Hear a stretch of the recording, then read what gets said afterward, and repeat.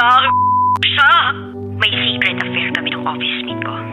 Hindi ko matigilan kasi sobrang galing niya sa... Rocky's Secret Files. Secret Files. It's the kind of bleep you never knew existed. Kunwari inosente, pero boy naman pala. Rocky's Secret Files. Secret Files.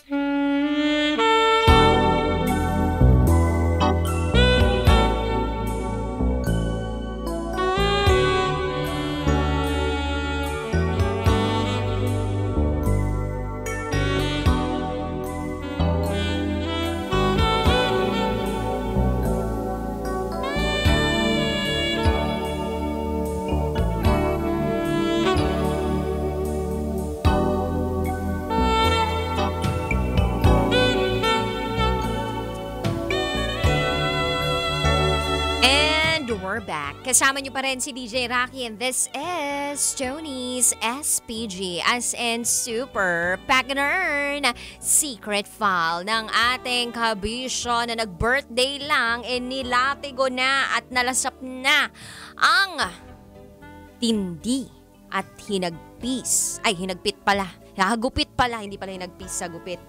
Sabagay, maghihinagpis ka talaga pag ganun yung nangyari sa'yo. Ang hagupit ng kanyang misis na si Althea. So pakinggan na natin ngayon ng mga kabisyo natin nag-share ng kanilang mga thoughts, comments, suggestions, and violent reactions. Ito po ang sabi ni Doc Yorje. Magandang gabi, Mang Tony. Belated happy birthday ha. Pambihira yung regalo sa'yo ni Ma'am Althea. Hindi namin yun kakayanin ng literal.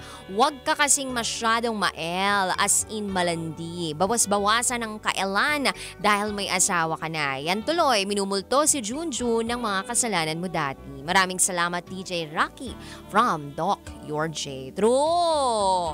Di ko rin kinaya talaga yung regalo ni Althea sa'yo. Nagkaroon ng live performance, 'di ba? Sa harapan ng mga GRO tsaka ni Mang George. Ito naman sabi ni Darwin Russell. Huwag kayong pupunta sa lugar na kung saan kilala kayo ng mga nagtatrabaho doon, especially KTV bar, kasamang partner ninyo. Tulad ng ginawa ni Althea kay Tony. Buti na lang hindi nag-request si Althea ng kantang Babaero ni Randy Santiago bilang birthday song ni Tony. Wala nilatigo Mapapakanta ka na lang talaga ng aray nako. Di nga natuloy yung KTV diba? Pero ang natuloy, 50 Shades of Grey na walang bakbakan, diba? Sakitan lang yung naganap. Anyway, eto naman ang sabi ni Kathleen Joy de Jesus. Tawang-tawa po ang best friend ko sa SPG Secret File. Nilatigo ni Mrs. ang ni Tony. Deserve niya yan. Hi kay Jessie Gratiro. Eto naman sabi ni Richard Ontuka. Ang mapapayo ko lang kay sender natin, huwag nating gawing pharmacy ang mga KTV bar na sa pinakamalapit pupunta para gamutin ang kati, lalo na kung marami silang ino-offer na services. Dapat lumayo-layo ng onte para iwas huli. Akala ko naman, maayos yung comment. Yung pala gusto lang lumayo, diba? Tingnan mo, napahamak tuloy si Junjun. Pero okay lang yon kasi at least sarap muna with audience impact. Bago hirap. Yan, lesson learned. Pag kinate at hindi si partner ang makakagamot, dapat sa pinakamalayo. In fairness naman dun sa suggestion ni Richard Ontuka, merong point, pero nakakaasar. Dapat pag may asawa na kayo, huwag nyo nang ginagawa yun. Ito naman ang sabi ng ating expert pagdating sa usaping ito. Take it away, Brian Mariano. Good evening. Masasabi ko kay Tony, happy birthday sa'yo ha. Sayang. Sana matuloy sana yung birthday SEX na yan. Pero bibigyan kita ng 3 lesson na dapat ginawa mo ito dati. Lesson 1. Dapat ikaw nag-decide kung saan KTV bar birthday mo para hindi mapunta sa dati mong KTV bar. Lesson 2. Kung doon pa rin sa bar na yan, dapat sinuntok mo na yung si Mang George kasi siraulo yun maingay kasi At ito, pawang eksperto lang makakagawa nito. mas masarap yayain si Winona. Total, close kayo eh. Literal na birthday SEX na magaganap at may tatlo pang nagaganap. Masarap yan. Lalo na maghahalikan si Althea at si Winona. Hoy! Saka kanya pasasayahin sa birthday mo. Yun lang masasabi ko at wag mo na ulitin yan para tuloy-tuloy pa rin ang pagmamahalan nyo ni Althea. Happy birthday nga pala sa crush ko na si Karen Graneta. Ilan DJ Rocky, salamat! Yee! Grabe naman na may pa-lessons pa itong si Brian Mariano. Parang professor lang talaga pagdating sa ganito, no?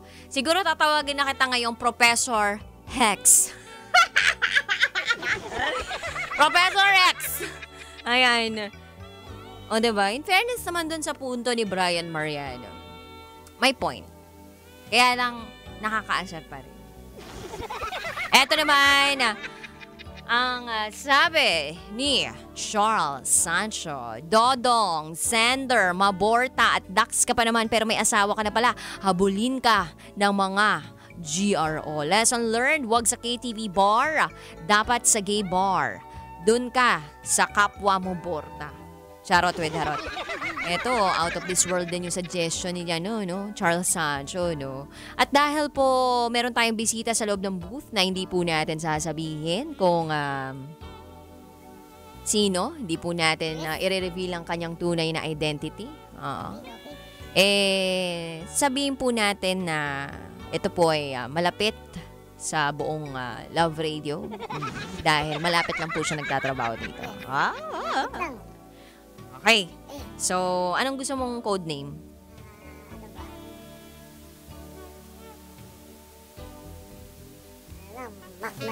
Mac na lang. Okay, sige. Mac. O, sige. Anong masasabi mo dito sa SPG secret file na binasa ko kanina? Actually, yung kay-expert, no? Yung kay-expert, no? Kasi talagang may punto naman siya doon, no? Tsaka yung isang comment, yung about sa malayo. Ikaw ba naman ay gagawa ng ganong kalokohan? Kung di ka naman si Raulo, ba't doon pa sa halos isang kanto o dalawang kanto lang malapit sa inyo? Siyempre, kung nagkaroon kayo ng event or gathering, siyempre, antimano, doon kayo sa malapit para mas makatipid. Tapos ikaw naman, gusto mo gumawa, malayo. Dapat ang ginawa mo, gagawa ka ng kalokohan. Halimbawa, kung taga-Pasay ka, dapat gagawa ka ng kalokohan, doon ka sa may Caloocan. Oo. Diba? Para talagang kalokohan, no? Kalokohan Oo. talaga. Kalookan, gagawa ka ng kalokohan. Yeah. Kung yun lang talaga, kung ganun, kung sa ko, kasi hindi naman ako nakikita eh. Oo. Kumbaga, Pero kung ito yung ito yung parang evil side mo. Yung evil side ko yung. Evil side mo yung to. kampo ng devil. Oo, Ayan. kampon ng kadiliman. Ayan. Pero alam mo, marami akong nababalitaan ganun. Yung kapag gumagawa sila ng kasalanan, lumalayo talaga sila ng lugar. Talaga dapat. Oo, lalo na yung mga nangangabit, 'di ba? Oo. Ang ginagawa nila, nagkikita sila ng babae. For example, kung ikaw nga naman talaga ay taga-Pasay, ang kitaan ninyo Bulacan. May ganon. Legit yun, Diba? legit. Oo. May iba pa nga, diba? Kung taga-Laguna ka, taga-Cavite ka, ang kitaan ninyo Baguio. Yeah. Diba? Oo. Nilalayo nyo talaga kung saan man walang makakakilala sa inyo. Kaya lang tsempuhan, baka mamaya biglang may makakilala sa inyo. Yun lang. Diba? Tapos mapag-chismisan kayo. Tapos totoo pala yung chismis na kabit ka ni ganito ganyan. O parang meron kang tinable na ganito. Kaya kasi yun nga yung naging mali ni Sender. Hindi naman sa kinakampihan ko siya ha. Aha. Oo. Minsan talaga may mga patanga-tanga tayong decision talaga na alam mo yun.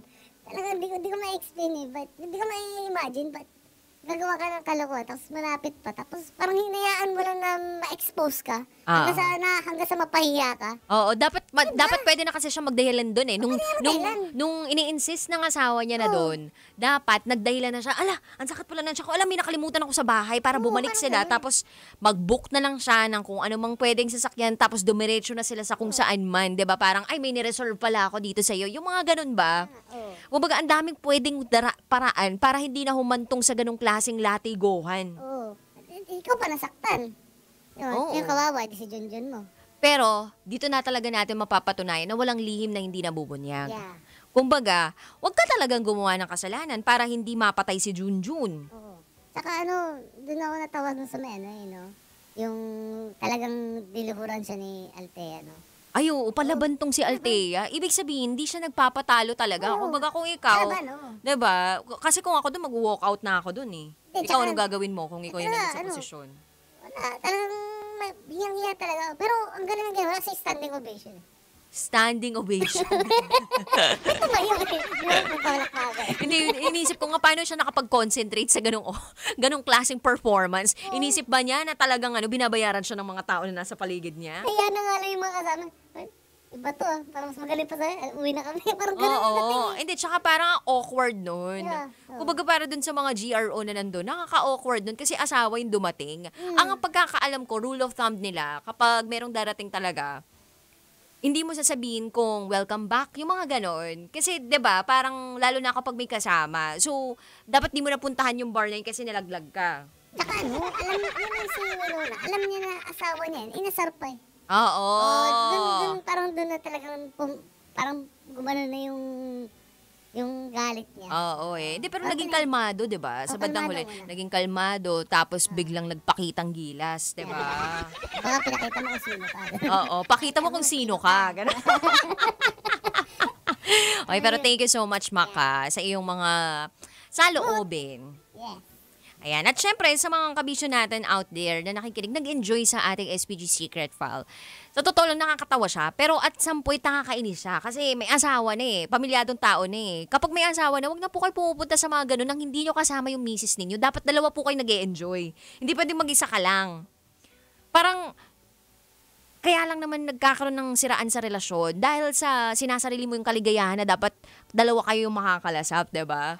Tsaka, okay sana yan kapag nakapag-usap kayo ng masinsinan at tamang-tama yung inyong mga roles, no? Or rules dun sa inyong relasyon. So, parang kapag na-identify ninyo yung rules ninyo na, okay lang na mag-bar ka, basta wag ka magte-table. Mga ganon.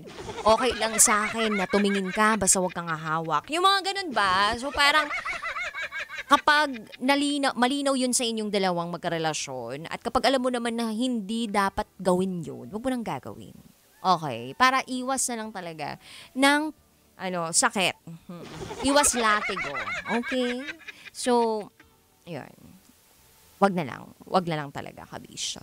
Sarap pa namang magmahal ang totoong tao na nagmamahal ng tapat at totoo. Masarap magmahal yun, 'di ba? Lahat pwedeng isubo. Charot! Winarot! Anyway, kabisyo, if you wanna share your secrets, share to me, raketera@gmail.com. Ako po ay magbabalik para sa programang Top Secrets. Mag-share na kayo ng Top Secrets sa akin. Tumawag na kayo sa aming Viber line sa aking pagbabalik. Kapiling pa rin si DJ Rocky at kayo nakatutok dito sa 90.7 Love Radio. This is SPG, as in Super Pagganern Secret File. Kailangan pa bang i-memorize yan? Love Radio. Basic!